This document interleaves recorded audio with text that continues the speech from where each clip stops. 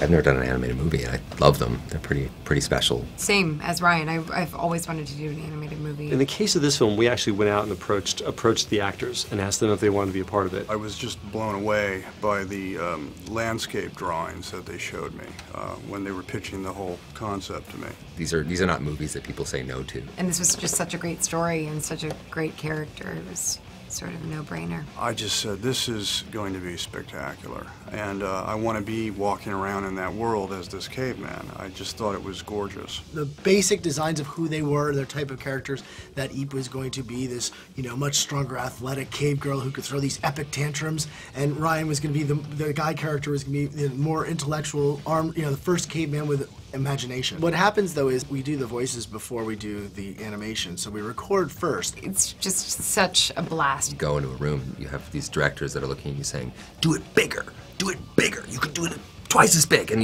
you're like, it's like a dream come true. You could just go over the top as you possibly can. You're really alone in this little booth with a microphone. You can't interact with the other actors.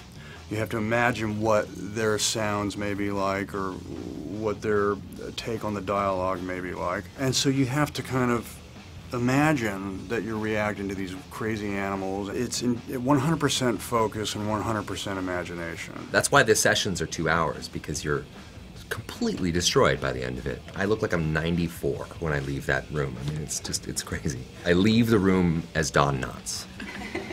When you haven't done it before, it's a bit of a mystery how it all works. It's strange. I mean, I think it makes it easier to be able to look at each other and react to each other. So that experience of like being surprised and interacting that way is gone. But it's also liberating because you don't have a 35mm camera stuck in your face.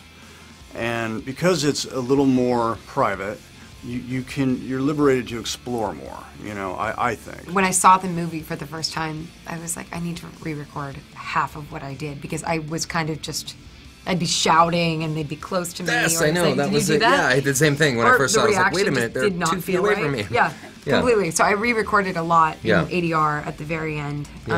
So that's the only thing that gets a little bit tricky. Also, you go in once every couple of months, so you have all this time, and then you come back with a whole new, perspective, or you've gone through other things, and then you could just come back to this character. It's a really grounding thing. Because of that, in between live action movies, it's a great way to stay, keep your instrument in tune. Especially because usually you go from project to project, and then for 3 years getting to be the same character every couple of months. It's a really nice feeling. Yeah. So the minute you have those performances and then the animators are animating to that, the vocal performance leads.